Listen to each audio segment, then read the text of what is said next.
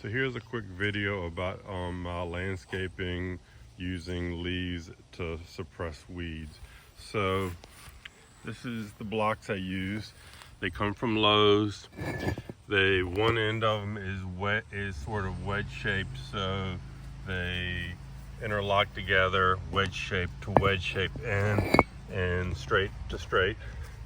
The blocks start at the corner with a whole block, and then the next block starts around the corner, so that if you stack them, they sit perfectly like this. So for gardening, for vegetable gardening, you can do wide rows where you just do 2 rows. You line the blocks. I like 2 rows of blocks tall. The blocks are, I think, 4 inches. So the 2 rows will give you 8 inches, which is enough to contain the leaves, a nice thick layer, and try to keep the leaves from blowing out. I just get leaves in the fall. So this is a row of my garden that it's actually 2 rows per border. And then like these are single rows. So tomatoes, vegetables, whatever. Up here, more shady area, I have herbs for like parsley. There's been a bunch of caterpillars on there. Some vegetables. Another row of vegetables. I don't see any caterpillars right now. Some rosemary.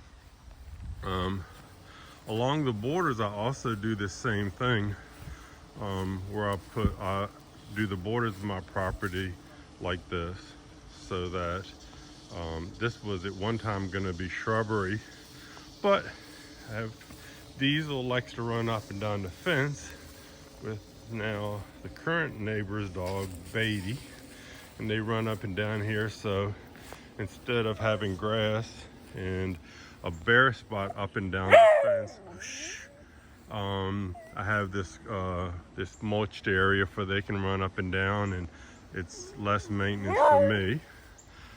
This is the whole garden here. So vegetables are the first section. The middle section is stuff for hummingbirds, lantana, hummingbirds and butterflies both. A hummingbird just flew off of that bush right there, the second one. But lantana, and good for butterflies and hummingbirds. This is scarlet sage, a form of salvia. Again, that's also for hummingbirds. And then up here is golden Alexander, and a big flower aster. The golden Alexander had eastern black swallowtail caterpillars on it last I saw, but I don't see them right now. They might have all finished. And this was a big flower aster that Rosemary from Rigby's Jig gave me. Over here I have another area that's a beautiful plant. The birds love the berries off of that. That's American beautyberry, more native plants, New England aster, sumac, shrubby St. John's wort, St. John's, swamp milkweed. So this area here is a little more wet, and in this area here is a bog. I actually dug it out a foot deep and filled it with leaves and compost for a couple of years, and so it's basically a bog. It's just mostly organic material, and it stays kind of wet. So pickerel weed is growing in there. That's a hibiscus, some lilies, some sensitive fern. Somebody just wanted to get rid of recently and gave me the sensitive fern. It's only been here a week. Over here this was my pond. Diesel loves swimming in it. He's swimming in it right now. All the plants that were in the bog used to be in here until I got this, and then Diesel decided it was his swimming hole. So I took all the plants out of it. So I took all the plants out of it and moved into the bog so you could have this to swim in. It's just got one water lily in there. Lots of frogs, tadpoles, dragonflies, what have you, like this. It's nothing super fancy. Then moving to the front yard, it's more of the same thing, native plants. Sort of dry, shady area, but I'll put borders in my yard to keep my neighbors off from mowing onto my yard and blowing grass clippings into my borders. But lots of more stuff. It's all done. Put the leaves down in the fall, and then sometime in the summer the leaves start breaking down and have to put some new ones in. All my hummingbird feeders.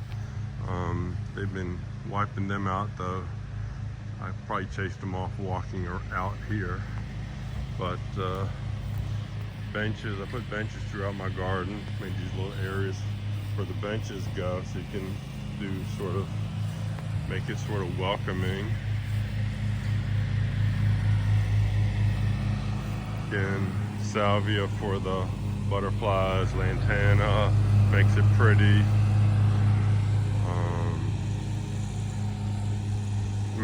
Mountain mint, roses, native roses. This is ironweed. Lots of all native plants mostly.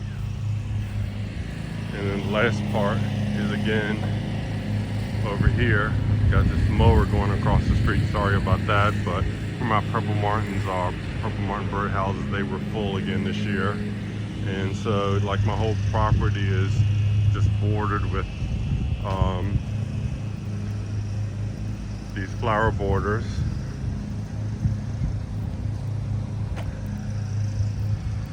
Again, golden Alexander, yarrow,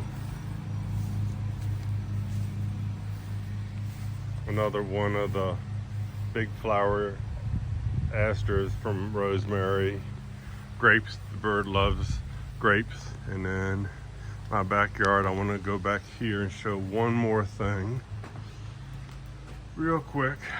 How long is this going? Oh, 7 minutes. I'll try to hurry up. So the last thing is, I did show I used these other blocks, the straight blocks from most of the borders, but around the perimeter of the fence where the fence is, I started out using these blocks. This is the other block that I recommend if you don't want straight borders, or maybe if you do. But these blocks, both sides of the blocks have a usable texture on them. Some blocks you can only use one face of them, and so these blocks you can put them together, alternate them, or you can turn around and make inside or outside curves, whatever you want. So you can make all kinds of whatever shapes you want with them. And they have the texture on both sides. A lot of blocks, one side is bare, and so you can't reverse them, so they're really ugly. But that's about it. It's my yard. Lots of leaves. Get leaves from my yard, from neighbors that want to get rid of them. I get them in the fall. I do stockpile some leaves additionally, because by the summer, just about now, they start breaking down, and I have to go back and add some fresh ones in different spots. There's some fresh ones I've added here, and so I have an area back here where I stockpile leaves, clean, fresh leaves, and then like when I want them, I can just take that pitchfork and fluff them up, loosen them up again, and spray them out, and that's it.